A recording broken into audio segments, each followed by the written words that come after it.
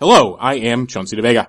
You may recognize my voice from Ring of Fire Radio with Mike Papantonio, the BBC, Sirius XM, or the Tom Hartman Radio Show. And you may have read some of my essays at places like Salon and Alternet. I would like to thank all of you for listening to, downloading, tweeting, and sharing the eponymously named podcast known as The Chauncey DeVega Show. And they ran a story by somebody named Chauncey DeVega. Quote, I find black garbage pail kids, black conservatives, fascinating. It's just unbelievable. You know, he goes by the name of Chauncey DeVega. You know, I've been called Uncle Tom, Oreo, sellout, shameless, but this is a new one. Well, let's talk now to Chauncey DeVega. As my man Chauncey DeVega of the blog We Are Respectable Negroes said, I have author and blogger Chauncey DeVega here with us. Hello there, good people and good friends of the podcast known as The Chauncey DeVega Show. I'm a man who likes to stick to his schedule and bring you his podcast, the eponymously named podcast known as The Chauncey DeVega Show, on time, which means every Thursday.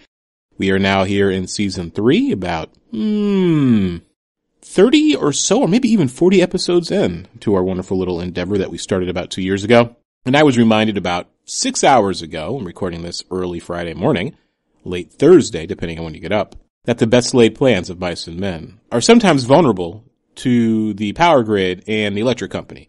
So we had a blackout here in Chicago, which delayed my doing my promo, putting this podcast up. So I do apologize for that. So now we are good to go. So as I said, packed full of goodness in this episode of the Chauncey DeVega Show. I'm reminded of the Quiznos sandwich. Remember the Quiznos sandwich when it first came out? You could get this wonderful sandwich. Chicken carbonara. I also think you could get it made with steak. And I will get it with extra meat. They'd add mushrooms. I get double mushrooms, double bacon, then the spicy barbecue sauce and some mozzarella cheese. And I get a tall Coca-Cola. I'd eat it and I would soon fall asleep into the wonderful warm embrace of the itis. So this podcast is very much like that, not in the sense of putting folk to sleep, but just being jam-packed full of goodness. Something special for you all. Of course, we've got our main guest, wonderful professional, kind and patient person, great conversation partner, Dr. Rosalyn Dischiavo. Roz Dischiavo, and she is the founder of the great resource, great center, known as the Institute for Sexual Enlightenment and Education. She and I started chatting about 2 years ago in response to a series of posts I put up on race play and BDSM and slave plantations. So she and I were finally able to sit down and chat one another up. And it is WrestleMania weekend. Brock Lesnar is staying. Me, all the other smart marks are even further intrigued about his match with Roman Reigns. And again, as me and my man Brian will be chatting for the introduction here on the Chauncey DeVega Show, Brock Lesnar's announcement was even featured on ESPN. And that's always cool to see Jonathan Coachman, who used to be a WWE commentator on ESPN, now doing his thing, talking to Brock Lesnar and treating professional wrestling with the seriousness that wonderful physical type of storytelling deserves. All the wonderful happenings over the decades that have occurred in the squared circle, that 20 by 20 ring. So a lot of good stuff going on there. And I will be going to bed very quickly. Like I said, I'm trying to be a man who's punctual, up a little later than I prefer to be. You can hear that in my voice. Sleep calls a brother. But as I said, I want to get this out for all you good folk, because I know I get annoyed when I go to download my podcasts on Tuesday and Thursday, and then they're not available. And the other podcasts I like to listen to on Monday, I'm like, where the heck is the podcast? So I definitely wanted to make sure I followed through on that. So later today, Friday, 6-ish, assuming things go well. I don't get bumped for some other reason. You never know. That's show business, folks. Be able to see me, Chauncey Vega, doing my thing, which will be guest hosted by Mike Papantonio, Ring of Fire TV on the Free Speech Network. They have me on there quite frequently, and he's sitting in for Tom Hartman. So they said, hey, Chauncey, you want to sit down? You want to have a little conversation? So I'll be up there talking about Ferguson again and sort of the big picture about Ferguson. And Mike and Ring of Fire and Ferrone Cousins, those folk have been on point. We're not dropping this story because it's just the beginning, so we'll be talking about that in the context. And the debt collection peonage racket that so many of these municipalities have in the age of austerity or neoliberalism, historical context for balancing budgets on the backs of the poor and the backs of black and brown folk. And I believe you go where a conversation takes you. So I'm not going to force the issue, but if I have the opportunity, trust me, I most certainly will be talking about hands up, don't shoot, and the truth behind that movement, and my reflections on Jonathan Capehart's, I think, very problematic piece in the Washington Post, his editorial of last week. So it's going to be a good podcast. Hopefully, fingers crossed, it'll be a good appearance. And folks who know me know I follow the Paul Heyman rule about the great opportunities I've had because of all you kind folks who have sent me positive energy and said, hey, Chauncey, man, go for it. You got nothing to lose. Go for it. Sit down when folks tap you on the shoulder and say, hey, man, you want to take 10 minutes or 15 or 8 and show up on these television machines. So I want to thank all of you, the friends and fans and supporters of ChaunceyDeVega.com and the podcast known as the Chauncey DeVega Show. So as I said, good stuff here. So first part of our conversation, me and my friend Brian, fellow traveler Smart Mark, we're going to talk about WrestleMania. We're going to do our little predictions, a little Smart Mark fantasy booking. Then we're going to transition to that great conversation with Dr. Roz Dischiavo about human sexuality, about race, about colorline, about issues of pleasure, about 50 Shades of Grey, about the talk. Do you remember getting the talk from their parents? I guess you black men and black women, we get 2 talks. We get to talk about not getting killed by the cops, and then we get the sex talk. So I learned a lot talking to Dr. Dischiavo. She was just cool people. And again, just wonderful listening, wonderful teaching on her part, and just a great dialogue. And of course, not a conversation for the kids. I would let my kids listen to it because I think young people need to hear direct, honest conversations about sexuality. There's no shame in our sexuality, nor should there be. There's no shame in our humanity. There's no shame, and sometimes folk like to get naked and do the thing, get the groove on, go to Space Mountain. And the real issue should be about happiness, safety, and communication. But your mileage may vary. So do whatever you think is appropriate for you, because we do have some adult conversations here on the Chauncey DeVega Show about human sexuality for this episode. So without further ado, WrestleMania. Brock Lesnar, Roman Reigns, John Cena, Rusev, ladder match, Seth Rollins, Randy Orton, the Divas match.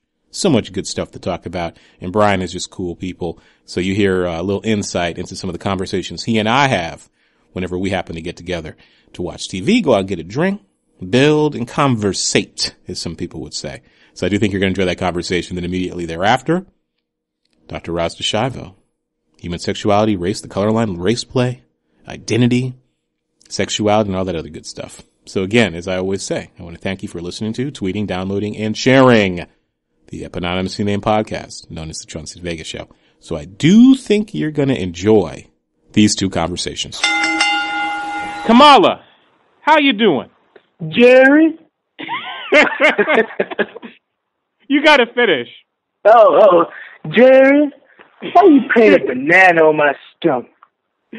One of the joys of having a podcast, the eponymously named podcast, as folks know, the Chauncey DeVega Show, is I have a wide array of interesting people and friends that I can sit down and chat with when the moment necessitates it. So I'm sitting here excited. We're going to entertain and educate the folks out there, the Marks and the Smart Marks. Folks who follow the website, of course, know of our mutual love of professional wrestling, the drama and Shakespearean majesty that takes place inside a 20 by 20 squared circle. So, WrestleMania is coming up. Did you pop and mark out like I did when you found out, would it be late last night, that Brock Lesnar is staying with the WWE? That is a game changer for me because I think everyone was like, oh, Brock's contract's over. Of course, he's going to hand the belt off. But now, I honestly have no idea what to expect in that match. I'm a little more excited for WrestleMania because I was just kind of, about it. But last night changed things. You and I always like to do our fantasy booking and bore the folks that are hanging out with us because literally within 10 or 20 seconds when we get together, we still need to go to that wrestling bar/restaurant run by a former diva here in Chicago. So I'm going to hold you to that, Mr. Bryan. So we're definitely going to roll through there. But we can't resist making the impolitic and tacky Kamala jokes. Because, of course, Kamala, folks know Kamala. He's lost both his legs. It's a very sad situation. He's sitting up in Mississippi. Is he in Mississippi somewhere? Somewhere in Mississippi, like the deep dark. Yeah, sitting there on diabetes, dialysis, no legs, and he did a great interview. It's so heartwarming and just sad and tragic with Stone Cold Steve Austin on his show. And now Kamala, he's been fundraising, has a book coming out. He's lost everything. He lives in a shack.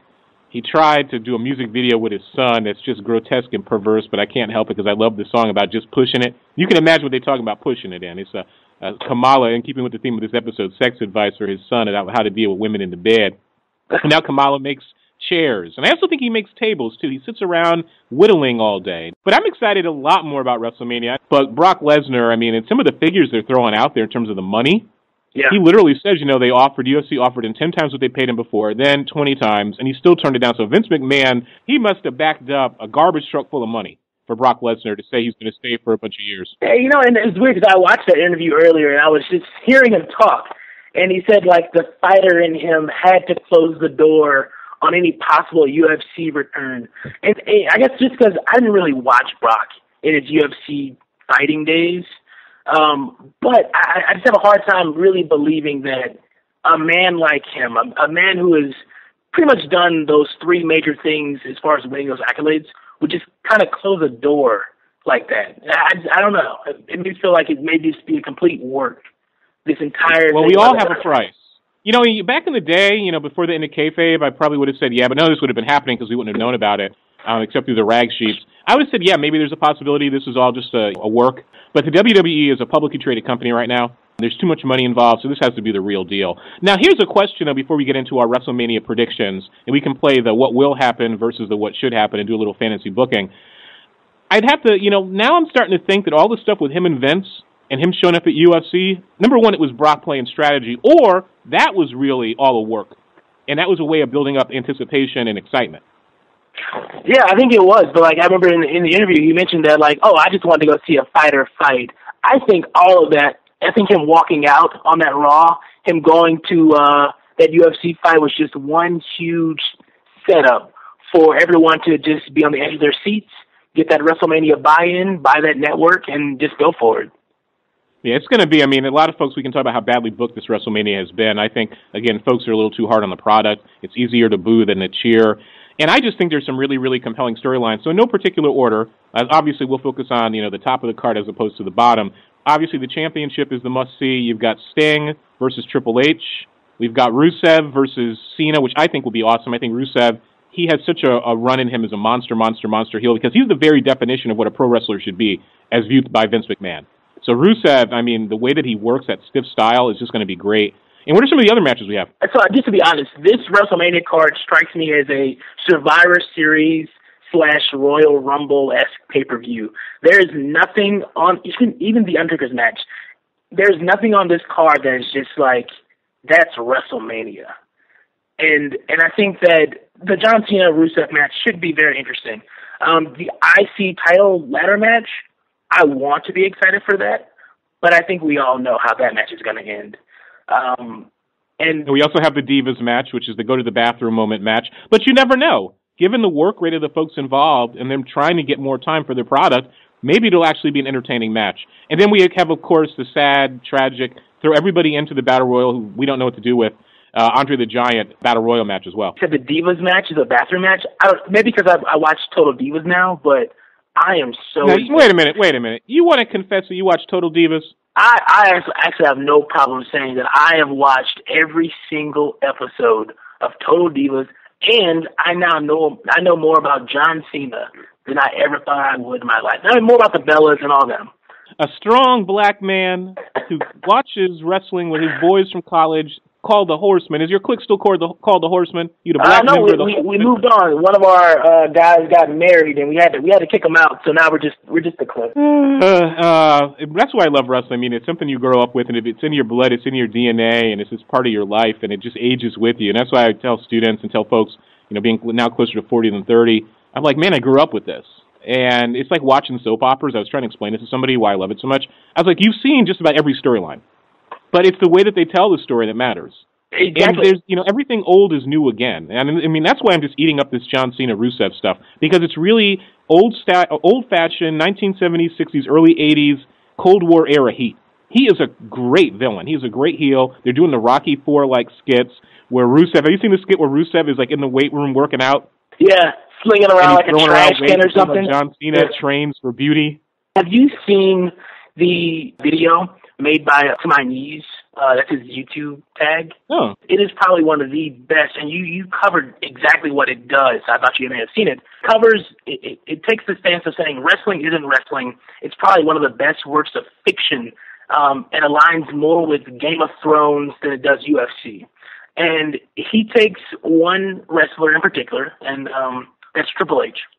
Mm-hmm. Covers his entire career, breaks it down from his blue blood days to COO of the company. And he does it in a fantastic way that lets you know that wrestling is a fluid It's a continuous process that ages. You'll get the same storylines, but it covers. It's well done. So if you haven't seen it, I'd say check it out. And there's very little wrestling in this little promo. It's like 25 minutes, but it's well done. I really love it. I mean, there's a whole conversation there about wrestling in the WWE 3-hour era where if you actually get a stopwatch, there's actually very little wrestling on the show. I mean, that's a point that Jim Cornette and Jim Ross and other folks have made about today's product, that, you know, there really is very little wrestling. So let's start with the Battle Royal. Sure. Sad Andre the Giant Battle Royal. They throw everybody in there again, lazy writing. And again, at any pay-per-view, you're going to have to, at some point, make sure you get folks some time on TV, even if you don't know what to do with them. So Cesaro won last year. What do you think is going to happen this year? I know that Mizdow is in there somewhere. I hope that this is one of those chances where he gets the opportunity to kind of just throw the Miz out, and he walks away the winner. Now, I know that this is the second year, and Cesaro won, and then Cesaro did nothing. So I hope that this is one of those Mizdow or Sandow wins, and he goes on to do something with it. I hope that winning this Battle Royal means something, because right now it means nothing. It's a trophy that gets broken the moment you win it. So I hope that Mizdow walks away. I mean, that's also a classic, you know, pro wrestling story arc too. You get a reward and it's broken and or stolen. So I mean, as I said, you know, it's unfortunate. You have a lot of great talent in there. I'm sure folks are going to bust their butts as they always do, get the check, you're on the WrestleMania card, because folks also forget about the business side of the angle, so you definitely want to be on the show to get that extra paycheck. Ladders match. Daniel Bryan has lost his momentum. Now, do you think Daniel Bryan has lost his momentum because the powers that be just don't think he fits the prototype of what a wrestler is, and there's no way in hell they're going to have a guy who's 5'9" be the face of the company? What do you think about happened with Daniel and the Yes Movement? The storyline of Daniel Bryan being kind of like this, you're at best a B-plus player. But I think the coming back too soon, and then the storyline's already going at what they are for the main title picture. It seemed like a hard way to get him in there, and they tried their best to kind of make the fans happy with that whole fast lane match of Roman and Bryan going. But I think there was no proper way to weave him in. But I will say that putting him in this IC kind of title picture gives me hope for the Intercontinental Championship. It's the whole thing that all the other Wrestling Smart Mark podcasts, Jim Ross, of course, has talked about this, Austin, Chris Jericho. But thinking about, elevating the IC title, because again, I remember in the 80s, that was a prestigious belt. I remember going to see live shows. I remember watching Tuesday Night Titans, the talks. I remember watching, Saturday Night's Main Event, watching wrestling on Mondays. And the IC title really meant something, and now, over the years, it sort of, became lost in the mix. And I actually think there was a moment, I remember a few years ago, where they were actually talking about getting rid of it. And yeah, I remember the belt being the belt that the workhorses had, the people that could perform really great matches in that 20, 30-minute mark. But it's slowly gone away to being kind of nothing, and I kind of equate it to the U.S. title at this point. But if Daniel Bryan wins, I can only imagine the matches that him, Dolph Ziggler, I kind of want to put Luke Harper in there, can have in singles competition, to where I would look forward to the IC championship more than the World Heavyweight Championship. Folks are late to the hobby, late to the interest in professional wrestling. They need to go online or on the WWE Network and really watch the classic series of table, ladders, and chairs matches that Edge and Christian, Dudley's, and the Hardys did. Because they really did set the standard. Never mind in terms of ladder matches, going all the way back to Shawn Michaels and Razor Ramon. I mean, one of the greatest matches of all time. And Shawn paid for that match with his body for years later. In terms of Dolph and Bryan, do you really think, just for efficiency's sake, does it ultimately come down to the two of them? I think so. And I think that if Dolph wins, it won't be as exciting, because we've seen Dolph as the IC champion, and it hasn't been the most spectacular run. I think having Daniel with the belt, really, it means something. It means something to the fans. I think that's the connection that they're waiting for. Now, what about Sandow and R-Truth? I mean, because R-Truth, he's been in the business forever. I mean, he's just an amazing talent. I don't like the Step and Fetch It Coon character he plays, but that's just him. But a guy, you can't take anything away from the guy's hustle. And, I mean, he's been in the WWE, WWF probably as long as Kane. He really is a fixture. So he's there to try to help along some of the high spots. Harper, I mean, he just gives so much of his body, and he's going to do some ridiculous stuff. So Bad News Barrett, any chance there? I don't know. I feel like he's kind of, I like the guy. I like the wrestler. But as a champion, he strikes me as kind of a boring character. I haven't seen the crowd really pop for him. I don't really care for Dean Ambrose, but I can see him being a pretty solid number 2 walk away in that match. Ambrose, I mean, his problem is number one, he takes a lot of bumps, and he's sort of this Roddy Piper, Brian Pillman type character, but he needs to, number one, develop his skill set. And again, it's not so much the personalities involved, right? It's the writing. So if you don't give folks the opportunities and the writing and the time to develop, it's not going to happen. But again, he's going to be there just, to do some crazy spots and to keep momentum going. So moving up one more level. So Divas match. Interested in watching, or is that going to be a bathroom break? I'm interested in watching. I am going to watch the Divas match. I think AJ has been kind of vocal, very vocal on Twitter, calling out Stephanie McMahon, saying Divas have a voice and use your voice. She can go at it. The Bellas are interesting to watch. I really enjoy Brie wrestling more than Nikki, but I think watching those four Divas, four women, kind of do a tag match, it's going to be interesting, and it takes away that kind of the belt in the competition. So there's, without the title being on the line and the four ladies going at it, I'm actually excited. I kind of really like watching the Divas matches. Now, do you think if you were doing the fantasy booking that they should have some of the major female talent in NXT do a run-in? I would love to see kind of Charlotte or Sasha Banks come in and do something with that. I feel like the NXT connection to the main roster has been lacking, even with the Divas, because I know JoJo and Eva Marie, they were supposed to be these NXT developmental divas that came up to the main roster, but there's been no interaction really with, I don't even think JoJo's there anymore, to the connection to the main roster, which is a huge missing point as someone who watches kind of NXT. Now we're talking about the top of the card. So what do you do with Rusev and Cena? Does Cena have to go over because Cena just doesn't lose at WrestleMania, or is it he's the Hulk Hogan in his twilight years, he's the number one man in terms of merchandise, he's done everything he can, and he doesn't even need to win anymore, and he should just give the rub to Rusev? And by the way, I'm sure you saw that ass whooping that Cena took. Talk about selling on Raw. That was just some great stuff. Yeah, indeed. And I guess this gives me to like my point for the next two things, the John Cena-Rusev match, but also the Bray Wyatt-Taker match. But I'll start with Cena first. The last, I guess, 2 years, last year, Cena has taken his place as he knows his main event time is over, and now he's sticking to the duty of putting over the newer, younger guys. Last year it was well, in somewhat of a way, Bray, but this year Rusev comes in. I think Rusev needs to win this.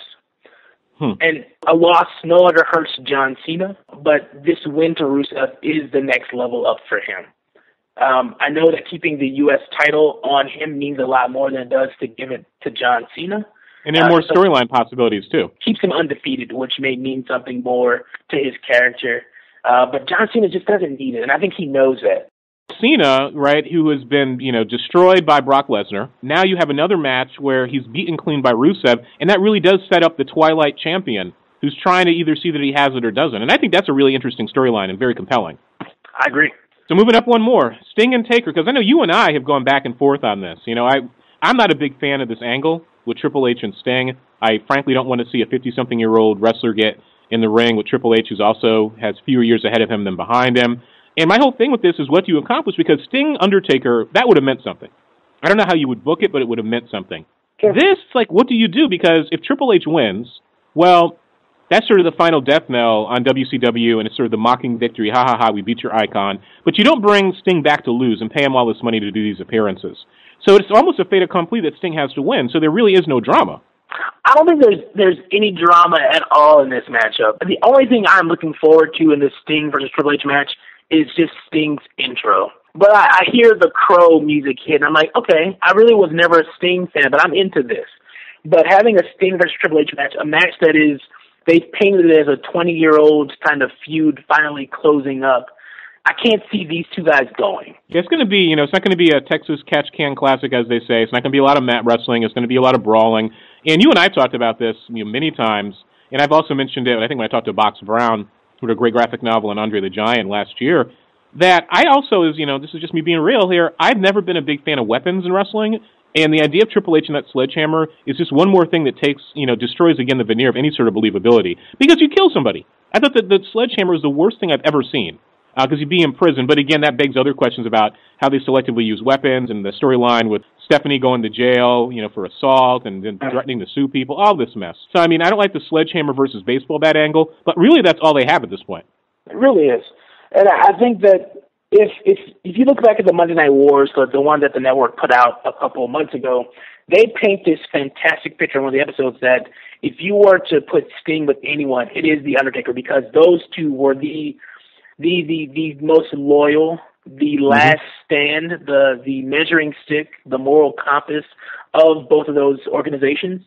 So if anyone wants to face Sting, it would not be Triple H.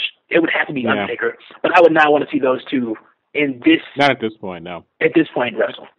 Yeah, they were really the pardon the pun, the one was the tombstone and one was the cornerstone of their respective companies, and they were, interesting mirrors. I mean, another really interesting what if that folks have talked about is Abyss.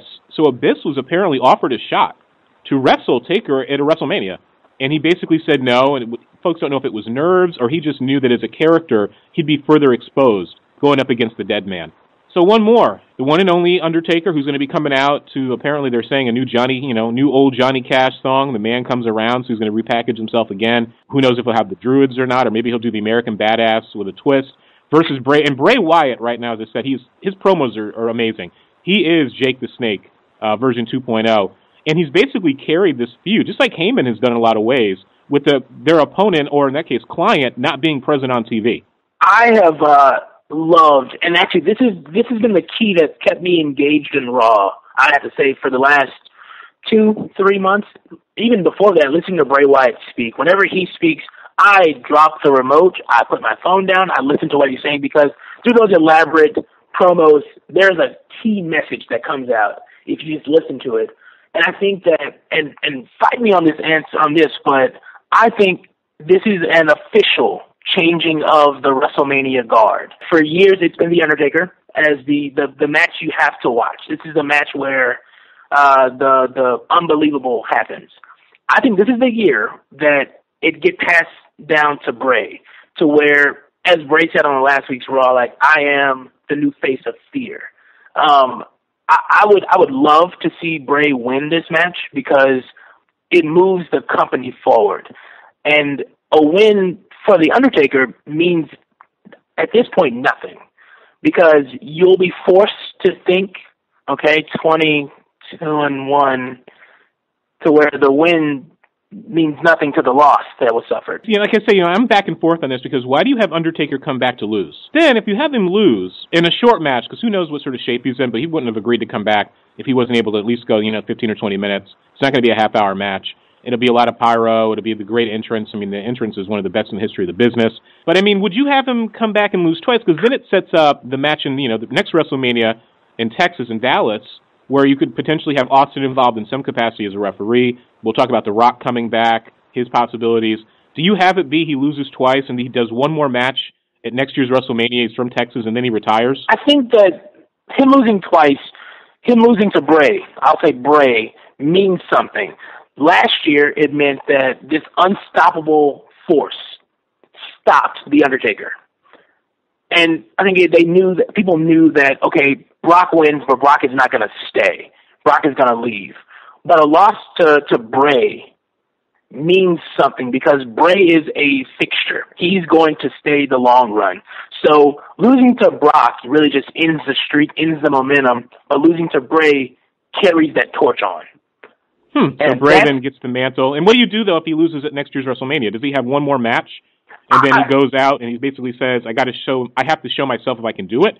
Or does he just retire? I think he retires. I think he goes away in the fashion that he put down Shawn Michaels and the fashion Shawn Michaels put down Ric Flair.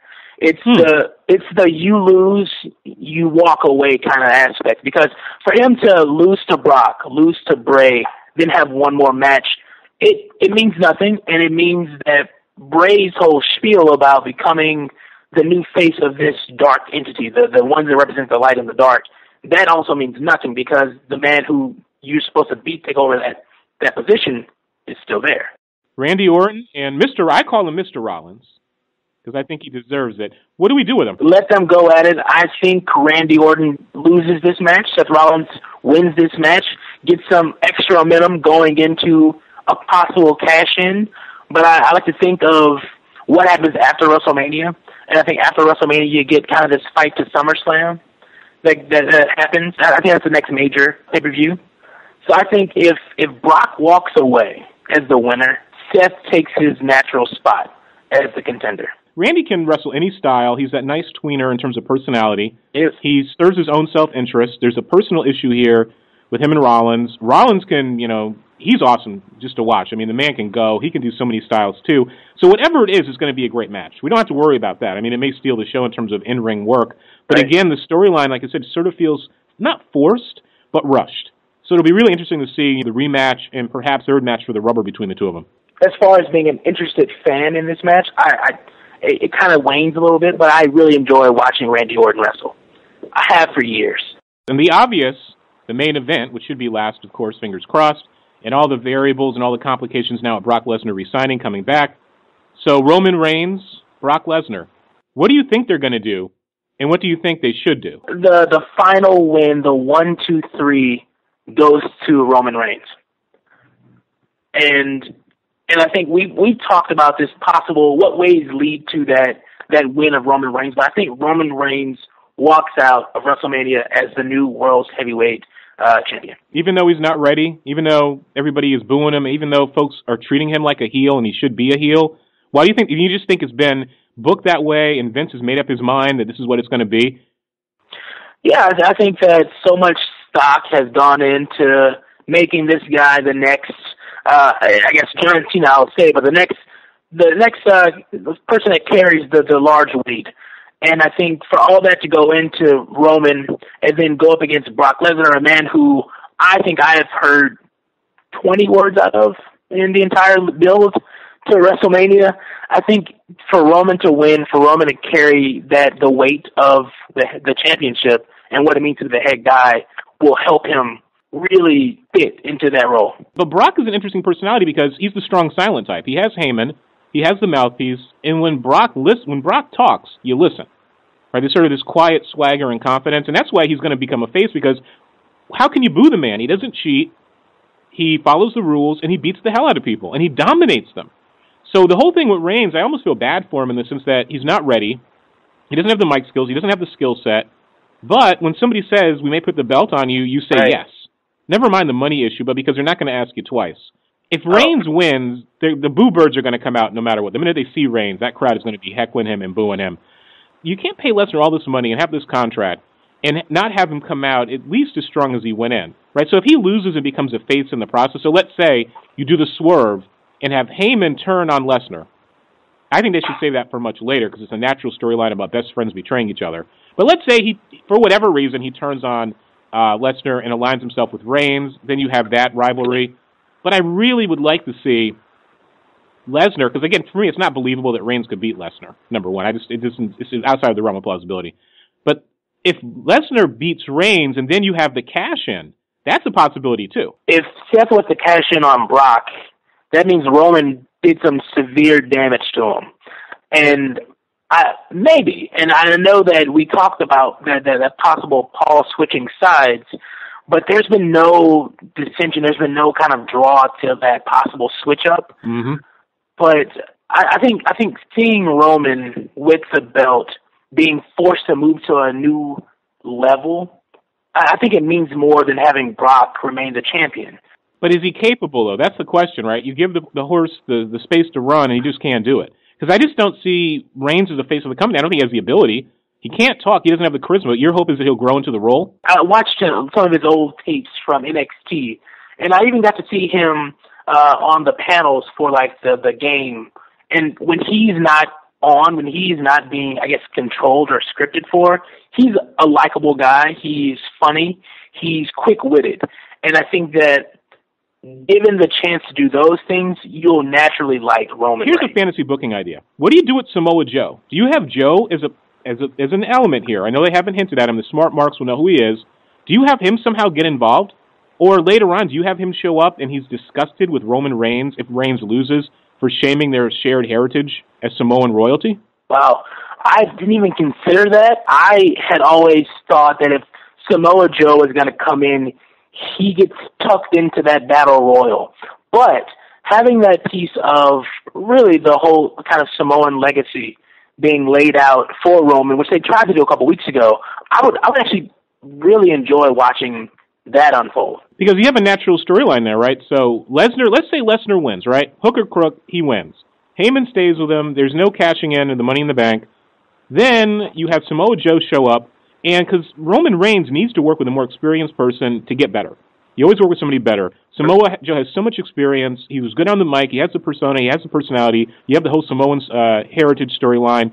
And then either he could start out helping him or he could start out by betraying him. Getting the two of them together, that could be really, really good. I agree, but I think that watching someone like Samoa Joe, I would not want to pair him up, in my mind, with Roman Reigns. I see a lot of slow matches happening. Mm-hmm. But whatever happens, I think this WrestleMania, now that we know that Lesnar is a given, that makes things so much easier. Because there was always the worry that, again, just like what happened with Goldberg and Lesnar before, and that wasn't a horrible match, it's not a very good match. If the audience knows, because again, the folks who go to WrestleMania are the smart fans who spend all that money to travel, so they're following everything. That's, a week-long vacation for a lot of when people travel internationally. It just would have been horrible to see everybody just boo that match, because they don't like Reigns and they know Lesnar is leaving. A friend of mine was saying that, why would they mention the Lesnar re-signing piece, Mania's ruined? I think the hype goes up, the excitement goes up now that people know that there's another year, at least another year of Brock Lesnar, the beast there. And then when we get, of course, which has been hinted at, does The Rock come back as a heel against face Lesnar?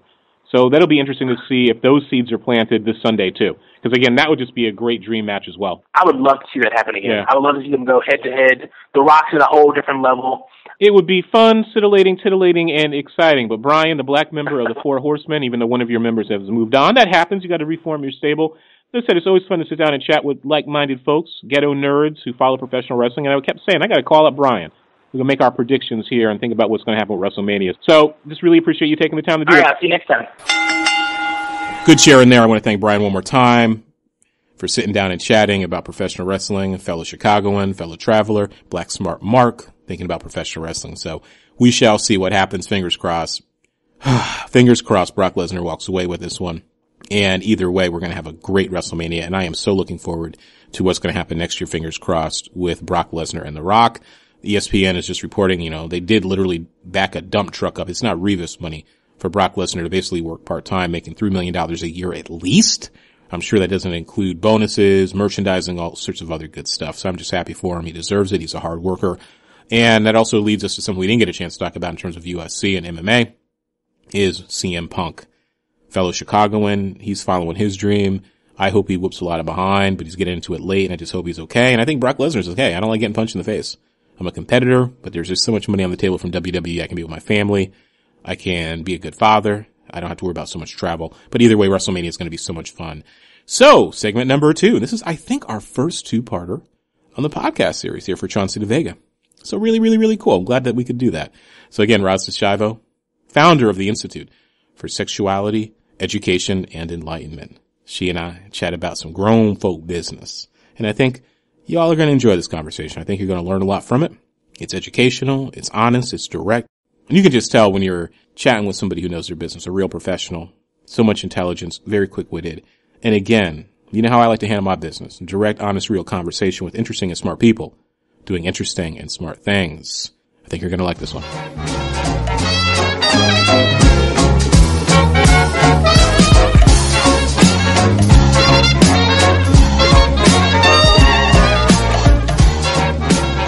Hello, Roz. How are you doing? Chauncey, good to hear from you. I'm doing great. How about you? Time flies. I was thinking, I was putting together my list of folks I'd love to chat with here on the podcast, and I immediately thought of you and that great email you sent me. God, it must have been 2 years ago, and the time is just going by so fast. And I had written this piece for the website about race and role-playing and faux slave plantations and race role-playing and BDSM. And I got to tell you, between that and this story I wrote about the movie A Christmas Story, as repetitive as that sounds, those are the 2 most popular posts on the site. And I always get email from people either asking me if I know about how they can be a slave right. for BDSM, or if the story I wrote about A Christmas Story is true. So it's great to actually be able to connect and talk to you. Whatever became of that? Because you had asked me if I knew anyone who could facilitate a workshop on race and role-playing. And I got to be honest, the little devious side of me with the devil on his shoulder was like, yeah, I can do that. And I did have a smirk on my face. I was like, what sort of trouble can I cause with this? But of course I demurred because that just wouldn't be cool. Whatever came of that? We actually used the picture that you had on your website, and that's all we did. We were doing a class on advanced sexual attitude reassessment, and this class is really to help people look at their attitudes about sex, all different things. And this class is for people who've already done the regular sexual attitude reassessment. So this class was to basically look at very edgy behaviors and very edgy aspects of sexuality and have people expose themselves to it, via, our class, not obviously the actual thing, but, just talking about it, discussions, some video, some pictures, some panel discussions from people who actually do this stuff, and having them examine their attitudes toward it. How do they feel about it? And one of the things that we looked at was race play. Of any gender and any race, people who do role play having to do with race. And your website definitely stuck out. And what I ended up doing was using the picture, which shows a black man essentially surrounded by a white population of people. It kind of looks like a slave market. But the description is clearly that this is consensual sex play by everybody involved. And so you and I talked about it, and what we ended up doing was just using that one photo, and that one photo was edgy enough. We didn't have to have a video or anything. I mean, that really set people off, and it was mostly a white class, and people were just sort of appalled. Wow, how can people do this? And, and some other people understood it. But yeah, it was quite the edgy discussion about that. I mean, what were some of the things that folks said? Was it just that, our public discourse is restrained in many ways in terms of talking about race and the color line? Because, that's one of the things we're going to talk about, is sort of private desires. Right. And how people sort of process their own yearnings and wants and desires. So were there folks brave enough to say, you know what, maybe I'm not interested in having a slavery plantation, but maybe I do have some sort of interracial rape fantasy, or maybe I do prefer dating across the color line because I find certain colors of bodies erotic. Were people that honest, or was it just, nah, that's just not cool? No, they are definitely, you're talking about a group of people who've already been through a sort of less extreme version of this. So they're pretty good about being self-reflective about this stuff. I don't specifically remember if anyone said, hey, I've done this. I'm guessing not, because if they did, I probably would remember that. What I will say is that people were more open to the idea because this group of people understands that kink in and of itself, right? Any kind of power exchange play is really edgy for much of the mainstream population of our country. And, a lot of people are not convinced it's consensual. They think that people are being tricked into it or manipulated somehow, or that, they're just desperate or whatever. They don't understand it's truly consensual play. And if it isn't consensual, then it isn't BDSM. It isn't kink. If it isn't consensual, then it's abuse. So when we talk about this as kink, we're talking only about consensual behavior. And, people were, they basically said, look, it's okay if other people want to do this consensually, but I don't know that I could ever participate in that. I don't know. And as I said, it was mostly white people. A lot of them were saying, well, I don't know if I could ever get myself to the point where I would feel that was okay. I couldn't let those words, the N word is a big part of, some of that play. It's like, that word can't pass my lips. Like, I just couldn't get it. I'm kinky, but I couldn't go that far. You have a lot of people of color, and particularly African American people, going, you know what? This is part of my sex life. This is part of what I like to do.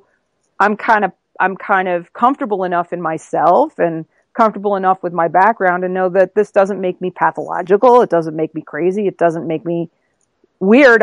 This is my kink, and it's okay. So it's kind of, it's very edgy, as you say, and it's interesting to talk about because it makes you ask yourself, wow, have we really gotten to the point where there's enough people who feel beyond that they are comfortable enough with how we are interracially that we can actually play at that level? And clearly there are. Clearly there are black people who trust white people enough to play in this realm and know that it's not, that it is something that everybody's consensual about and then nobody's going to be truly abused. So that's, to me, that kind of, I don't know. What do you think? I think it's kind of interesting. Does that mean that we've come really far and that black people are trusting themselves enough to be able to do something like that, and that white people are trusting, that the folks that they're playing with are going to be honest about when, what their boundaries are? I mean, you tell me, what do you think? I think it's fascinating in the sense that the way that folk own desire, and that people can play with kink and power play is a way of working through their own trauma. Great, one of our upcoming guests, we have these great conversations. We got so many done so far. It's a brother by the name of M. Lamar, and his sister is on the HBO series Orange is the New Black. Mm-hmm. He does performance art, traditional art medium. He's a singer. He's an amazing guy. And he had a piece, as I said, featured in the New York Times about his new installation. I want to get it right. I think it's called Negro Gothica. And he and I talked for about 2 hours about race and power. As part of his exhibit, he sort of channels Mapplethorpe, a performance artist and photographer, and these sort of questions about bodies and desire. And he was sharing how, for his installation, he put out a casting call, basically. He did Friends, of course, but also, I guess, online and elsewhere, for white men who were willing to be dominated on stage and have objects inserted into their anuses. Right, right. And he said these are men who, many of them are power bottoms. Some of them are men who just like to be pegged. Mm-hmm. And he said he was overwhelmed and shocked by all these white men who signed up. Oh, yeah. And how they found it arousing and titillating to be dominated publicly in a racial way. It was all about race and the body and sort of this inversion of power relationships, where instead of a white man who was a slave master under Jim and Jane Crow dominating the black or brown body, it's a black man dominating the white body. Yes. So I think the thing with race play, number one, the psychological maturity of all parties involved, but I'm also very curious about white folk who enjoy being dominated by people of color. Right, right. So it goes both ways. So, as they say, GGG, whatever goes. Right, right. Sure, channeling Dan Savage there. But I think in terms of consent, it's fascinating, but also power. And I think it was a Chicago Reader, and it was written up online. I think I may have sent you the link. They had a really, really interesting, or Colorlines magazine, story a few years ago about this convention here in Chicago. I think it's, I always get it wrong, ILM, International Leather Male Convention. Okay. And they had a panel on race play and power play. Mm-hmm. And it was really heated because you had white and black interracial couples talking about slavery fantasies. You had a Hispanic and white couple talking about crossing the border fantasies. You had, I think, another member of the panel was talking about sort of role-playing Israel and Palestine or Holocaust and Nazi stuff. Mm-hmm. So you had this question, the panel was saying, this is what gets us off. It's not all that we do, but we have that sort of trust with each other.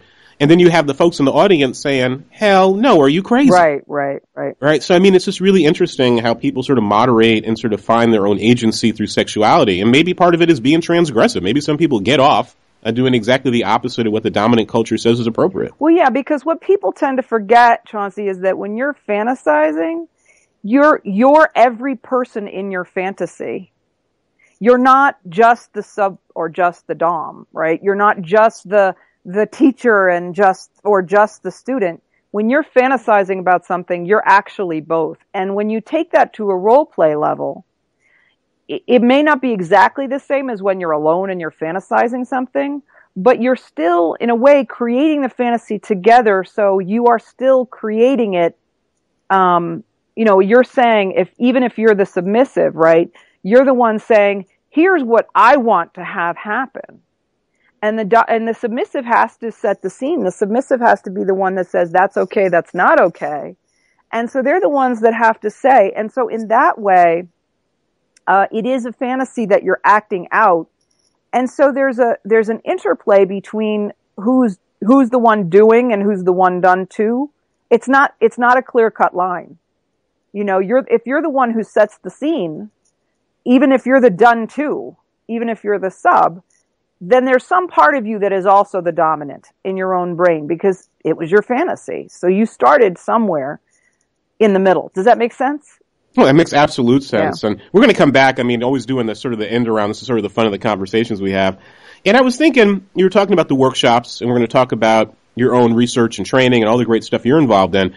How does one begin a career as someone who works with human sexuality? Because I'm thinking, when I was in high school, all those years ago, I remember they gave us some sort of skills assessment test, and you take that horrible test and they tell you what your abilities are. And what they aren't. And what you'd be good at. I wish the option was on that test to be an expert in human sexuality, because I would have tried my damnedest at 13 years old to figure out how to do that. Right. So how did that happen for you? I was always a health educator. I've been doing health education since I was very young. I started out in substance abuse. That moved me to prevention. And prevention, I was always more interested in prevention than treatment, although I did both for a while. Prevention really is about education. It really is about health promotion. And what that means is promoting healthy behaviors. And when you do prevention for substance abuse, it ends up being a more broad brush prevention. Basically, what you're trying to do is get people to make healthy choices. And so from there, I branched out into all kinds of health education and health promotion, and that included sexuality. And over the years, as I did that, and then I became a therapist, and I've always done sort of clinical work and education side by side, and now I'm a full-time educator. I don't do any work as a therapist anymore, or very rarely. And essentially what I came to understand is that of all of the things that I taught, and there are many that I enjoy teaching, sexuality is not the only thing that I like to teach about, but of all of the things that I taught, sexuality was the least understood. It was the most mismanaged in terms of people's misunderstandings about themselves, about other people. It was the one with the most amount of misinformation that was out there in the world. The least amount of research has been done on it. For every topic that I covered, it was absolutely the biggest mystery. I found that people were really poorly informed and desperately wanted to be well informed. A lot of people would like more information, and they want good information, and they can't necessarily tell the difference between the two. Wow, and that's true even in the 21st century. I mean, the post-Kinsey world, absolutely, with all this information, you would, as a layperson or semi-layperson, pardon the pun there in our conversation, that you would think that there would be a superfluous amount of good, solid information about human sexuality. I mean, is it just a cultural bias because of, sort of Judeo-Christian norms in this country? I mean, is this true of Europe, the world more generally? I mean, why these anxieties? I would say that we as a country do have a rather erotophobic viewpoint, a rather erotophobic paradigm. And Western Europe is not quite so erotophobic, but of course Eastern Europe can be very erotophobic and very sexist, and a lot of the things that go along with erotophobia, because erotophobia, and that means the fear of sexuality and negative ideas about sexuality. It may not feel like fear. It could just look like someone being really negative about sex in general. It's very much correlated with traditional values like women do this and men do that, and never the twain shall meet. If you have those values, then you're more likely to be erotophobic. If you are a controlling human being, you're more likely to be erotophobic. So it's interesting, but our country is more erotophobic than some are. And that's just kind of the way that we roll. It always struck me as someone who teaches classes that include gender and sexuality, and I'm very sort of forthright and direct in my conversations in class, dealing with college-age students. And one of the things I struggle with is that America is a society that is fascinated and obsessed with sex. Yes. But profoundly immature about sexuality. So when I'm talking to younger folk, in their late teens, early 20s, paradox where I'm like, you got porn on your phone, you're watching this gonzo stuff online, you're a teenager full of hormones, you're probably having sex, but why are you now nervous about talking about the human body and intimacy and emotions? So where did that come from? Yeah, so you address something that's really important and that I think about every day. Porn isn't sex. I mean, porn is really a commercial for more porn. That's what right. It is. I mean, it's also a male fantasy, and it's really funny when you tell young men about gonzo porn and sort of the male gaze that it's really American porn is really hero worship for large penises. Yes. And that it's profoundly homoerotic. Yes. The looks you get and the anger and the insecurity. Right. There are a lot of pieces to it. It can be very homoerotic. It is about male fantasy. Most porn is made by straight men for straight men, which makes absolutely no sense, because what does a straight man know about what straight men want? They only know so much. I mean, about what women want, I should say. What does a straight man know about what straight men want? Well, what straight men do when they make straight male porn, which is most guys that are making porn, is that they take stereotypes about men. They don't actually know what men really want. And they take the worst male stereotypes and they make porn for those guys. And most of the time, those guys don't really exist. I mean, there are guys out there that totally fit the stereotype of what we think of when we think about a stereotypical male, but they're in the minority. And yet that is who porn is being made for, because that is who straight guys are targeting when they make porn. They've never been in bed with another straight guy most of the time. And so what they're doing is they're doing what they imagine straight guys want to see. So therefore, as a result, in porn, you never see a male porn star smiling. looking into his partner's eyes, regardless of gender, by the way. It doesn't matter if it's gay porn, straight porn. You're not going to find people lovingly looking into each other's eyes or even acknowledging each other with a smile. I mean, it doesn't even have to be love porn. It could just be, but you don't see it and yet most people, when they're having sex, they're going to have some eye contact, They're going to smile a little bit. They might laugh a little bit. They're going to talk very obscene or very profane talk, which, nothing wrong with that either. If you want to dirty talk while you're having sex, fine. But if you only watch porn, you would think that's all people ever talk about while they're having sex. And of course, that's absurd. So what you're talking about when you say, well, there's porn everywhere, that's not sex. So it's a type of sexual display. It's erotica, it's pornography, whatever you want to call it. But when people say, well, there's sex everywhere, no, that's not sex. That's an ad for more porn. That's so you will buy whatever. That's so that the advertisers on the websites where the porn is can make more money. It's not about good sex or quality sex or how people actually want to have their sex. And yet people assume that it is. It's a very unconscious assumption. Especially young people, but not just young people, they start watching a lot of a porn. And again, I am not anti-porn. There's nothing wrong with it. But if you think that that's a good way to figure out how to have good sex, you're in trouble. You're in real trouble. And again, using that example from some of my experiences trying to talk to younger folk about this, I mean, when you point out to young men that the vast majority of women do not have an orgasm from penetration. Right, that's right. That women come, as they say, from fingers and tongues. Right.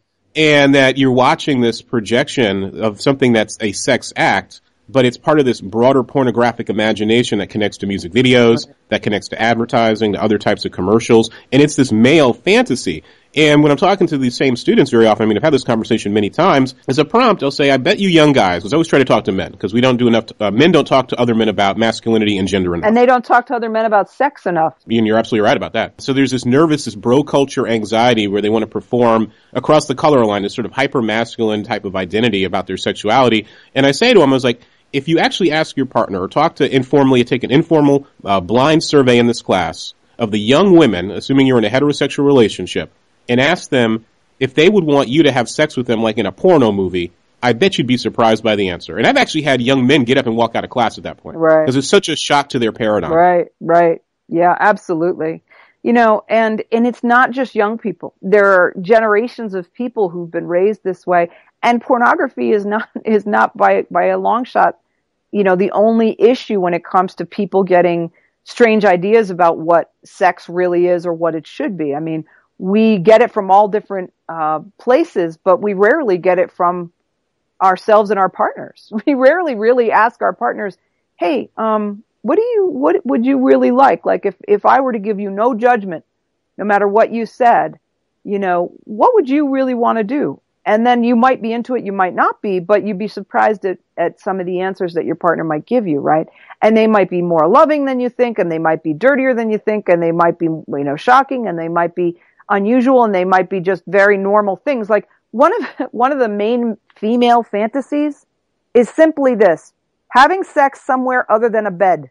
That's it. That's like number one or number two female fantasy. Somewhere else besides the bed, because women get really sick of that lack of variety.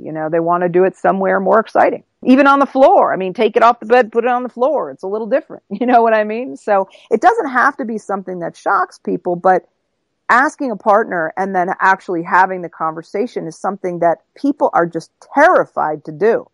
And when you have the conversation with them, they're like, oh, I don't even know how to start that. I wouldn't.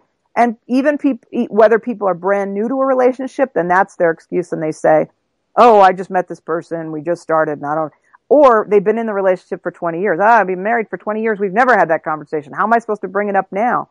But if you don't, what do you have to go on? You're going on fantasy somehow, or you're going on mainstream ideas about what sex should be or what you've been told sex should be, instead of what do you really want? And that's a really important conversation to have with yourself and your partner or partners. And what are some other common misconceptions or repeated things that you have heard in your workshops?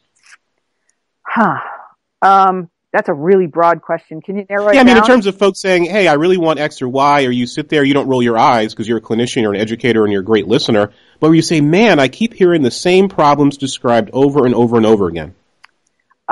Women are nowadays especially, they think that they are supposed to want and have anal sex. And that is a big one. And men who have sex with women, and for that matter, men who have sex with men, all of which are not gay men, assume that their partners want to have anal sex too. We've had some great conversations with gay guys who, not all gay guys want to have anal sex. This is another really big, well-kept secret, is that there's a lot of gay guys out there that oral sex is their number one sex of choice, and that's really all they want to do. They're not interested in anal sex. And nowadays, there's so much anal sex on the web that you would think that everyone does it, and not only that, but if you watch how it's done via porn, you're going to get the absolute worst way to try and actually have anal sex. People are going to be hurt. People will be hurt. It's a big one. And I will have young women who say to me, well, I there's something wrong with me. I can't have anal sex. And I'll say, I bet you $1,000 there's nothing wrong with you. How are you trying to do this? And then you talk to them and you find out that their partner is coming into them with absolutely no preparation, no lubrication. They've never had a finger in them, and they're trying to put a penis in them. And just like, as a person who knows better, you're just like, no wonder you hate this. This is not, first of all, some people will never, ever want to do it. Second of all, some people who do it will never, ever, ever enjoy it. But then of the people who do really want to try it and are interested, most of those people don't understand how much preparation and slow discussion and conversation and trial and error needs to go into that before people can have really comfortable anal sex. And unfortunately, a lot of males don't ask their partners afterward, was that okay? They don't check in. They just assume that they can do what they did with their last partner, or they can do what they saw happen on porn or on the web, and they just go ahead. And unfortunately, a lot of women nowadays and a lot of male partners of men just think, oh, well, this is supposed to be what I want, and I guess there's something wrong with me if I don't like what's going on. So that's another big one. Funny, too, how our desires are socially constructed, how we're looking at what we think we should desire is represented through these distorted images in the media and internalizing it and saying, oh, that's what I should do, or that's what I should want because I heard that's what I should want. So, like I said, and you said something really interesting there. How much of this is just a failure of communication? Because I would think that if you're having anal sex with somebody or having other types of sex and your partner isn't even getting off, they're not coming, they're not having an orgasm, they're not happy, they're not pleased, that would hint that there were some serious communication problems in general. Yes, it does. But you also, so you have to remember that if you're a person who believes that you're supposed to want this in order to be desirable, whether that's a woman or a man. So let's go with a stereotypical heterosexual woman. A lot of women nowadays think that they are supposed to want anal sex, and they just have shame when they can't do it right, as they will say, or they can't do it without pain. They, instead of, blaming their partner or looking it up or figuring out that there might be something wrong with how it's happening, they blame themselves and they just never open their mouths and they just kind of endure. That women have a tremendous history of enduring things that they don't like sexually because they want their partners to like them, they want their partners to love them, they want to be seen as desirable, they don't know how to ask for something else. They've been told that men have really fragile egos and can't handle it if they do something wrong. You're never supposed to tell a guy that he did something wrong because you're going to give him a complex. I mean, there are so many reasons. And gay men have a lot of this, and men who have sex with men have a lot of the same messages. If they don't want anal sex, they have a lot of the same messages to overcome. And you made an important distinction there, too, that again, in our sort of binary understanding of sexuality, that men who have sex with men and women who have sex with other women are not necessarily bisexual or gay. Right. That our sexual identities are more than the folks that we choose to have sex with. Right. And that sort of level of nuance is really missed in a lot of conversations. Absolutely. 37% of men will have a sexual experience with another male all the way to the point of orgasm in their lifetimes. 37%. I mean, that's over a third of men. Certainly not a third of men are gay or bisexual, at least by the way they identify themselves. It's something they like to do, but they don't identify that way. And I've had people say to me, if you have sex with both sexes and or you even fall in love with both sexes, then why wouldn't you call yourself bisexual? Aren't you lying by calling yourself straight?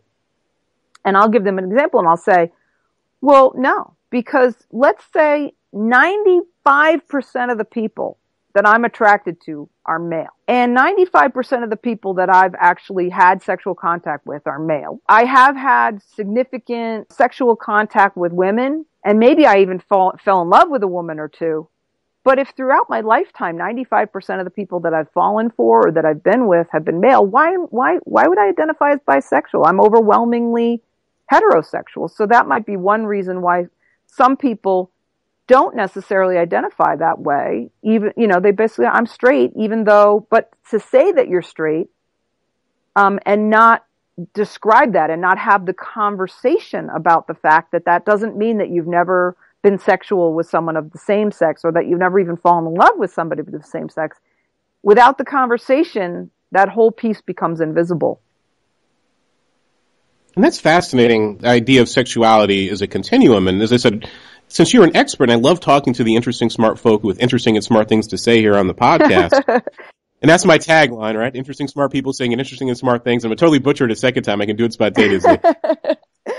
As I said, I'll go back to a pop culture example. And you can tell me if it was mostly accurate, mostly inaccurate, more trouble than it was worth. The movie Kinsey. Yes. Do those findings still stand in terms of thinking about sexuality as a continuum and most people are somewhere along that continuum and very few people are at either extreme? So this is a really good question. It's a great movie. I encourage people to see it. The Kinsey scale, which is what you're talking about, was something that Kinsey used to describe people's orientation. But I wanna make a big yeah but here, because what a lot of people, I've read both Sexual Behavior in the Human Male in its entirety and Sexual Behavior in the Human Female in its entirety. Those are two thick academic books, and those were what we call the Kinsey Report. Okay? And that's what all of that stuff was based on. If you read those books, what you understand, which is not understood by most people, is that Kinsey based his scales only on 5-year spans of behavior. Wow. Yes. So what he said is, look, people change throughout their lifetime so much that you can only measure what people do in any given span of time. And he happened to pick 5-year spans of like, in this span of time, maybe you're more bisexual. In this span of time, maybe you're more heterosexual. In this span of time, maybe you're more homosexual. And the fact is that many, many people will be one orientation throughout their lifetimes, but many, many, many people will not. And so the idea that it's fluid actually started to come out. The Kinsey scale, people look at it and say that's very binary, it's very one-sided, but those people don't realize that that scale was never meant to be an identifier of who you were. It was an identifier of behavior alone. And people really weren't clear about that. If you go off of Kinsey and you look at the people who've created scales since then, you look at Fritz Klein and the Klein grid, and some other people have created other models that are more fluid and not quite so linear. They are trying to bring in other ideas. I actually have, over the years, I've found it fascinating to do exercises along the line of orientation, because what I found was that it was a movement. It was actually like a dance more than it was anything else. And what I mean by that is that if you ask people, okay, we're going to put you on a continuum, kind of like the Kinsey scale. Okay, that wall, that right-hand wall over in the corner is a 6. You're entirely homosexual. You've never had, an encounter with somebody of the opposite sex. You really don't want to. And that wall on the left, that's entirely heterosexual. You're a 0. You're a Kinsey 0. And here, right in the middle of the wall, you're a Kinsey 3, where you totally have no preference for any gender. You don't care which gender. You don't even understand what the big deal is about what gender you're identified with. And then you ask people to line themselves up against that wall where they are, and everyone will pick a spot. So I used to do that years ago, and it was fascinating. People would tell you why they were in that spot.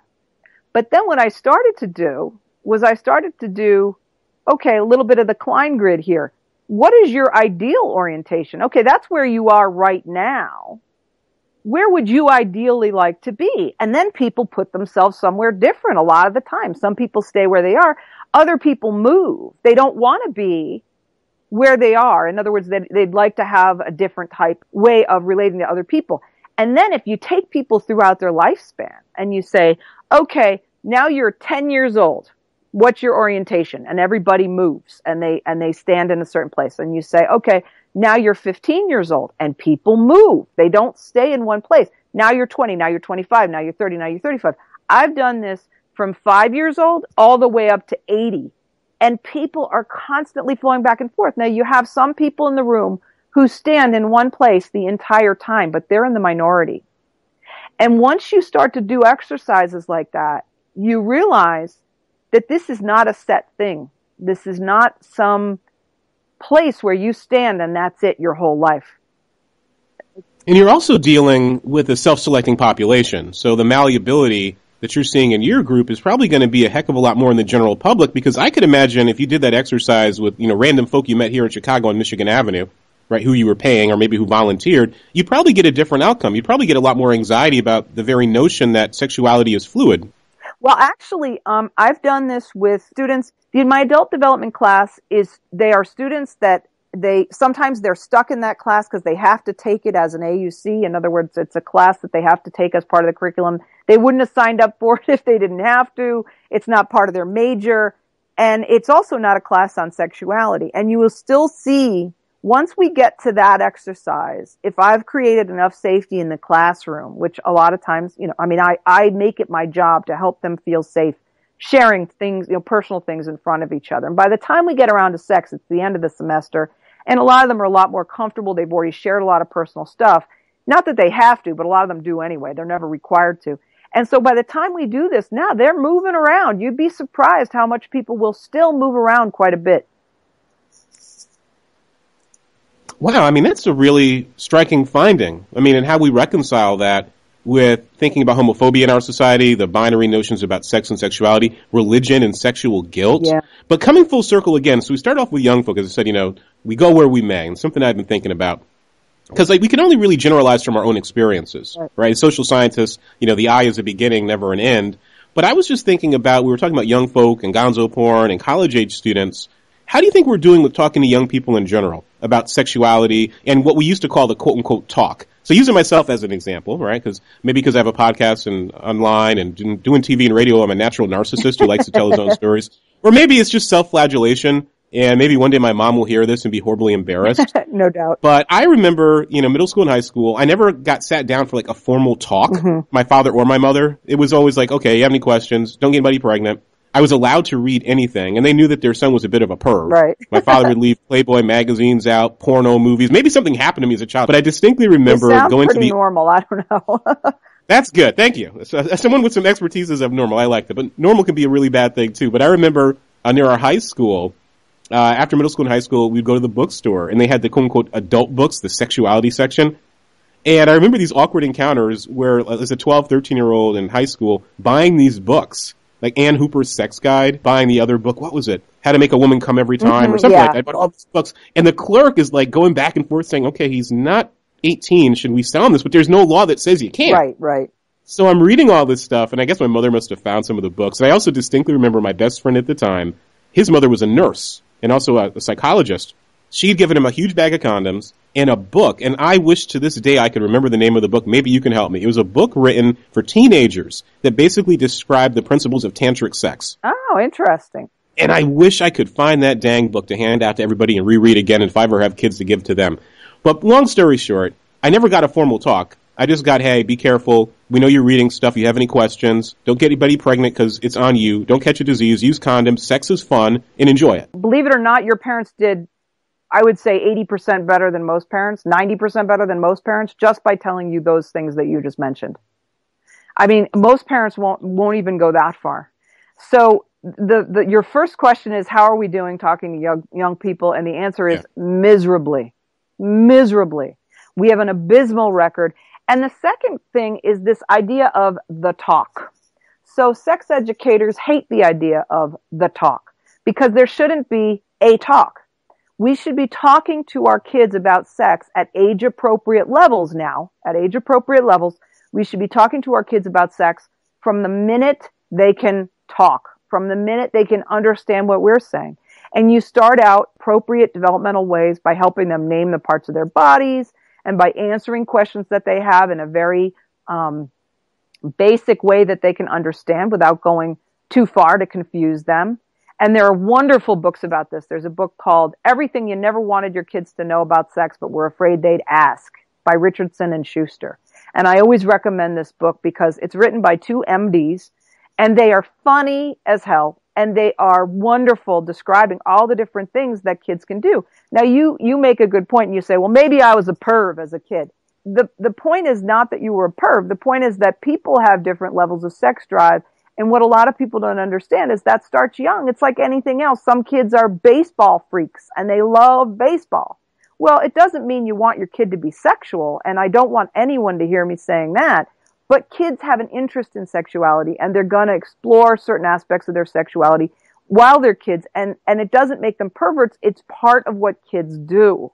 And some kids are really into it, and some kids are not. And it's like anything else. You've got kids who just have higher sex drives than other kids, and we have to be very clear that it is normal for children to have sex drives, but that it is not okay for them to express it in certain ways, and it is certainly not okay for anyone significantly older than them to express it with them, right? So let's be very clear about that.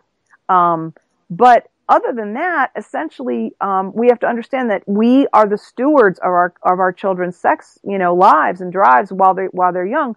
So when they are doing these things, we can't be afraid to talk to them about it, and we can't say, well, I'll talk to him or her about that when they're older. I can't tell you how many parents I've heard just abdicate responsibility for that whole aspect of their children's lives. And these are parents who would never leave something of such anything else of such importance. They would never leave it to someone else to educate their children about. But in our society, we are so frightened of this topic, and we ourselves have received so little education on how to talk to kids about sex, what's appropriate, what's not, what to say, when to say it, that we do. And you see parent after parent after parent. Most parents abdicate that responsibility, and they say, oh, he already knows more than I do, ha ha ha. No, he doesn't. And you don't want to leave it to porn to teach him.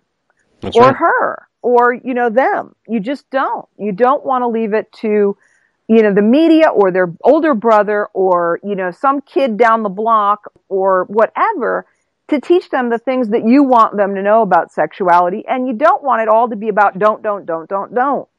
If all you talk about is don't, they're not going to talk to you when the time comes for them to make decisions. And why are parents afraid? I mean, is it religious guilt? Is it anxiety? Is it a fear of confronting the fact that their own children are now mature and have grown up, at least more mature than when they were babies? They still have a lot of development physically, emotionally, cognitively left ahead of them when they go to college. Is it just, as I said, it's like it's icky or it's naughty or it's dirty? Why are parents afraid? It is not a part of our society to teach kids about sex. You cannot learn where to do that. And, I got to tell you, it's funny because I am teaching sex educators how to do their jobs. That's what I do for a living, right? I teach sex educators and sex therapists how to do that. There are almost no books out there that teach sex educators how to be sex educators.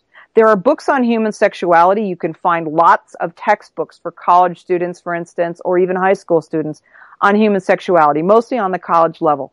You can't find hardly anything on how to teach a sex educator how to do that, where there are, hundreds of books, how to teach doctors how to be a doctor, how to be, there are many, but this is how our society has no history of knowing how to talk about sex in a comfortable way.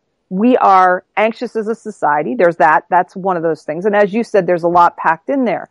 That's one. So we have a general erotophobia as a society. We're just afraid to talk about sex, period. And the way you know that is like when I got my doctorate, I went for my doctorate in human sexuality. I had already had a master's degree in marriage and family therapy. Nobody had anything funny to say about that, anything weird about that.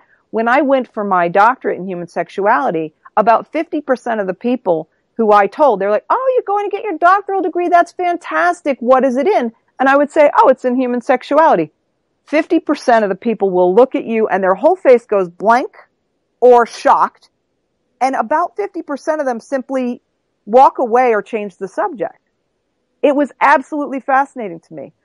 And then the other 30% of them will make a joke. Okay? So about 50%, walking away or changing the subject, another 30% making a joke, and then maybe 20 to 30% going, wow, that's interesting, and actually engaging me in a conversation about it. So that's one of the ways that that our society's just messed up, period. And I'm an adult with a degree, right? An advanced degree already. Now when you bring kids into the equation, there's a tremendous amount of anxiety about talking to children about sex.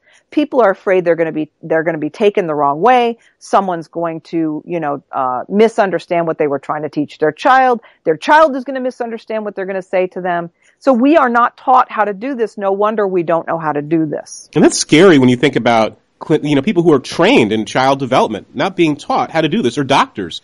I'm thinking, it was about 20 or so years ago, maybe, longer than that, 25 years ago, Jocelyn Elder. Mm-hmm. Getting drummed out of her job because she dared to suggest we talk to young people about masturbation. And you think about Norway, Sweden, and other countries where they are so open and so direct about teaching young people about human sexuality. And on that Norway and Sweden point, what do you think about this sort of debate or discussion about parents letting their children have sex in the home and having, when they're age appropriate, letting them have their partners spend the night? Because it's not a big deal in many European countries. But if you were to suggest that in this country, you get looked at like you're crazy by many people. I think a lot of parents actually do that. They just don't tell their friends. My experience is that there's a reality to the fact that kids do get older, right? I mean, obviously, they mature, they become adults. And, what we used to laugh about when we were kids, giggle about in terms of, your parents kind of didn't know. A lot of parents know, and they choose not to address it directly. They just basically, there's a reality to the fact that they're acknowledging, okay, my kid is going to have sex. And they don't have a sort of formal policy. Some of them will say, you're not having sex under my roof. That's not going to happen. Some of them will say, go ahead, but I don't want to know about it. Some of them will say, I'm going to say this, but I'm actually going to do something different, which is that I know what they're doing in there. But if you ask, if a friend asks them, what their policy is, they're not going to admit that they know that their kid's having sex in the next room sometimes, and they just let it go on. There's a big split between what parents are willing to do just because they are acknowledging that the kid has gotten old enough that they're going to do this. Teenagers, most people lose their virginity in their late teens. They just do. That's just the reality. And as far back as we know, that's been the case for kind of ever. It doesn't seem to be getting younger. It actually seems to be getting older. First intercourse is happening later now. And everyone is wondering why, and people are saying, look at us, we're so cool. We've done such a good job as sex educators. That's why kids are having intercourse later. I don't think so. I think it's the porn. I think that the porn that's available now it's so easy to get a hold of and look at whatever they want to. And so teenagers looking at porn now, they are masturbating more. They can look at porn on their phone, and I think that it's keeping them from having intercourse earlier. And that's a really counterintuitive finding, because I would think in my experience, child in the 90s and 80s, seeing porn make me want to do it more. You would think that someone who's being introduced to these sexual images at an earlier age, but that's, like I said, a really fascinating counterintuitive finding. Be like, well, maybe they're satisfying themselves. Yeah, the myth is that you can somehow awaken someone's sexuality by showing them porn. But the fact is, a kid who is not interested in sex yet will gross out over porn. They'll, ew, oh, yuck, I don't want to hear about it. And that's how kids are. When they're not ready to hear about something sexually, they don't watch. They turn away, they gross out. I've had really good discussions with some younger family members in my family. And, these kids will tell you right out, and you can tell they're not lying to you. They're like, ew, my friend showed me this thing, And some of these kids are 12, 13 years old, and they're boys. And they're, the stereotype would be, well, this is a kid who, is he's 12 or 13-year-old boy. He's going to be the horniest thing on the planet. He's going to want to, have a lot of sex. But that's not where every 12 or 13-year-old boy is. And, we have to understand that. We have to understand that porn is not going to there's a belief that it's going to awaken this in people. And it really won't. It's, the kid is watching it because they're already interested. And so, no, I'm not advocating that anyone underage watch porn. Oh, no. I really am not, and I want to be clear about that. But they will do it, whether you like it or not, whether it's legal or not, whether you want them to or not. They're going to get a hold of it at some point. And then you have to say to yourself, well, how do I handle that? What do I say to my kid? And I think it's a huge mistake not to talk to your kid about porn, because if you don't, they're going to get a huge poor education about sex. And that gets us to where we started, the idea that initial encounter, if you're watching super hardcore gonzo porn, you're watching a distortion of human sexuality that, yes, is a sexual act. And if that's what you're exposed to, and these sort of formative years, it's going to profoundly affect how you think about sexuality as an adult. It very well may. I do think images stick with us. And, whether or not that's okay is a whole other discussion. Some people say that's absolutely not okay, and other people say, well, that's always been the case, though. There have always been people who, have had, a foot fetish, or, they're interested in, as we started the conversation talking about interracial play, right? I mean, we don't know where that stuff comes from. You can't always point to, well, this is what happened and that's why I'm this way. It doesn't matter as long as it's consensual and nobody's hurting anybody and everybody's, of consensual age. It doesn't matter, why you like what you like, as long as everybody that you're doing what you're doing with is okay with it. And you said two things there that are really important. One is fetish, right, and one is consent. So I'm thinking about the obvious right now. 50 Shades of Grey. It's probably going to cause all sorts of chaos in many a bedroom in a home. And I wish I was omniscient, or maybe I don't wish I was omniscient, to see all the sort of stuff that's going to happen after couples go see that movie and all the miscommunications and trouble in hospital visits that may be had.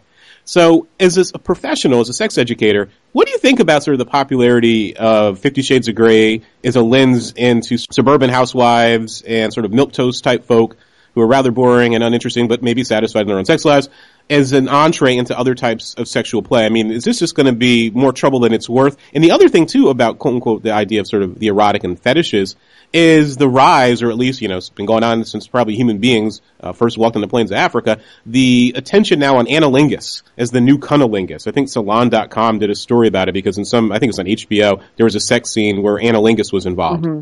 So in terms of pop culture, do you think these are good things in terms of awakening people's interest and arousal? Is it mixed? Is it just, again, another distortion of they're going to be sort of experimenting with things they may not fully thought about or prepared for? First of all, 50 Shades of Grey is erotica, which is written. It's like women's porn, right? I mean, if we want to be gender biased about it, if we don't, we just say, look, this is written porn. A lot of people enjoy it. A lot of men have a tendency to prefer imagery-oriented porn, and a lot of women have a tendency to prefer literature-oriented porn. That does not mean that everyone falls into those categories, of course. But 50 Shades of Grey, of course, falls into that second category.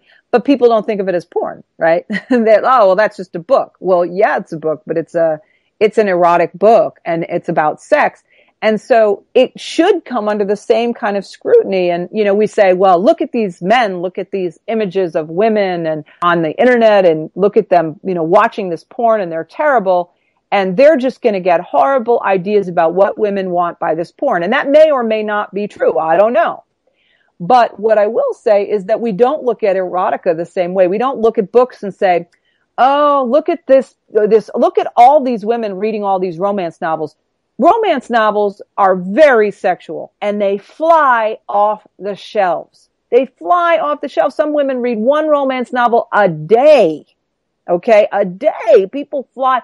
But we don't put that under the same scrutiny and say, all these women are doing is reading romance novels. They're going to feel like every man that they're with should be intensely focused on them all the time, wealthy, good looking, like all of the stereotypes that fall into romance novels. We don't put it under the same scrutiny.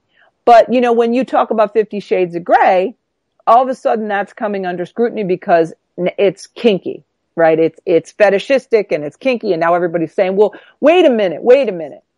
But really, I mean, we have to look at all of this stuff, whether it's pornography, whether it's 50 Shades of Grey, whether it's romance novels, it's all fantasy.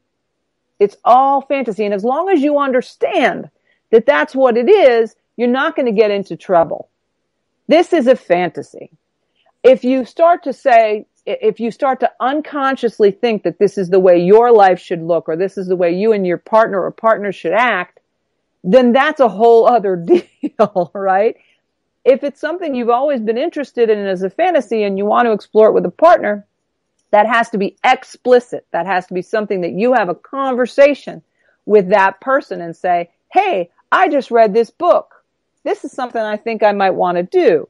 And then hopefully if you're reading something like 50 Shades of Grey, you realize this is a work of fiction and this is not where we should start, right? We should probably start, if we want to do something kinky, we probably should start by looking into people who've been doing this for a long time and how does it best work? Because if you don't, you can fall into some really common traps, and you could scare your partner, you could scare yourself, you could really get vulnerable in ways that you don't expect, and then end up broken up with somebody because you didn't know how to handle that.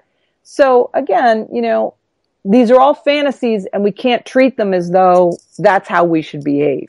And consent on colleges and universities, I mean, that's gotten a lot of attention too, as a counter to sort of the rape culture we see in, number one, our society at large, and the horrific percentages of women, young women in colleges who are victims of sexual abuse. Because one of my concerns is that it's better safe than sorry. Right. Always make sure that you have full consent from your partner. But when you actually read about some of these practices, I don't know if it was at Berkeley or maybe it was at Williams College perhaps, where quite literally they're instructing young people to ask permission for every act. Can I touch your hand? Can I touch your elbow?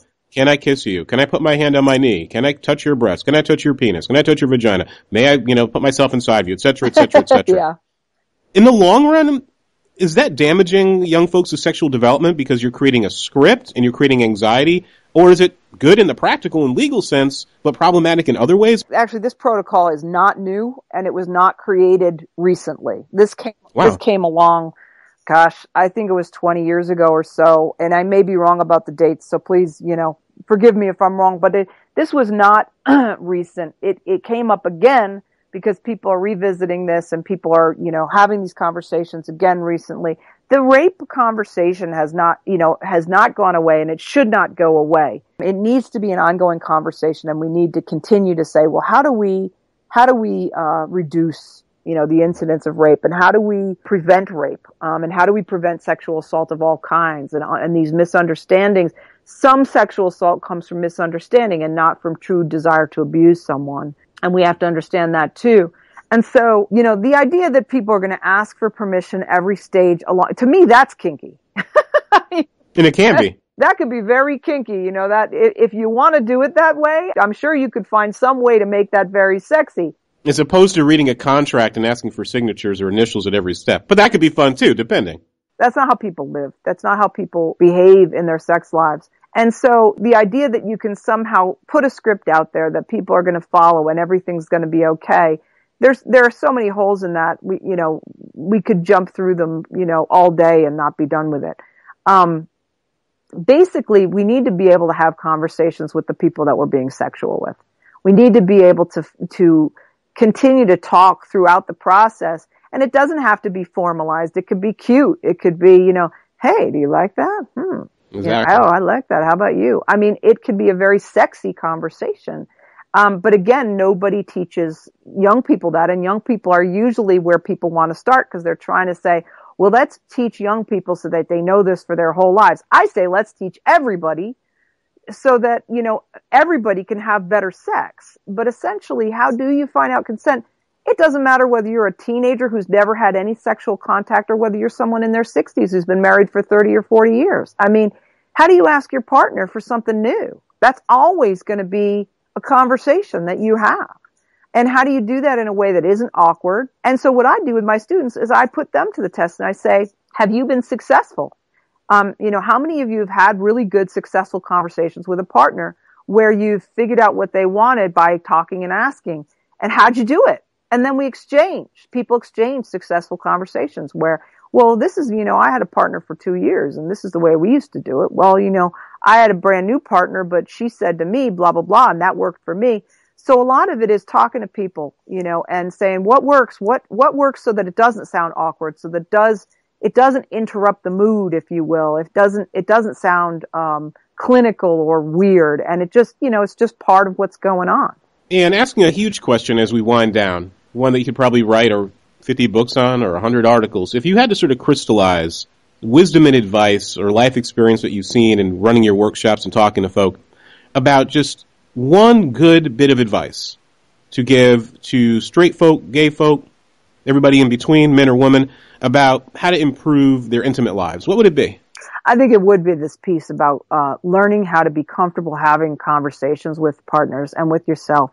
So there are classes out there that can help people become more comfortable with their sexuality. And the more comfortable you are with your own sexuality, whatever it is, whether it's, something about your orientation, something about your gender identity, something about what you like to do in bed, something about kink, whatever it may be, the more comfortable you are, the more likely your partner or partners are going to be comfortable with it. And the more comfortable you are, the more comfortable you're going to be having conversation with people that you do want to be sexual with. And so, that to me is really the golden rule. Talk, listen, know thyself. That's right. We can put that, as I like to say, put that on a t-shirt. Too long for a bumper sticker, though. But Roz, where can folk find you online? How can they get in contact with you? Very simple, instituteforsexuality.com. We do classes for professionals who are trying to become sex educators, counselors, or therapists. But we also, a lot of our classes, anybody would enjoy. I mean, even though it may look like it's for a therapist, a lot of it is simple information that a lot of people don't have. So anyone is welcome at any time. We also have workshops that are, webinars, stuff online. We have live workshops most of the time in Northampton, Massachusetts, but also in other places across the country. Those are open to anybody. Anybody can come to any one of our workshops, and we're happy to do so. Lots of good teaching, Roz. I want to thank you for sharing so generously and listening to me and diagnosing me so I can go and send my mother this file and say, listen to this part, Mom. I gave you a compliment, but don't listen to this other part. Thanks, Chauncey. It was my pleasure. So I can wear a t-shirt that says I'm certified normal, whatever that means. But with a little bit of a perv who flies his freak flag high. But Roz, I really did enjoy it, and I'm so glad after these 2 years we finally did reconnect. It was wonderful. Me too, thank you. It was my pleasure. Whew. That was a jam-packed full episode. Jam-packed full? I think I should start another podcast, or I'm sure somebody has already done the Sex and Wrestling.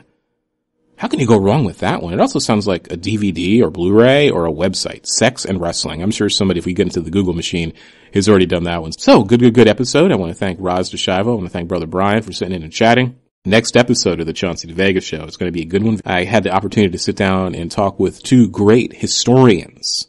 We know that 2014 was the 100th anniversary of World War I, and folks who follow the website, chaunceyvega.com, the podcast, also know of my very deep interest in World War I as a hobbyist, ghetto nerd, grog nerd.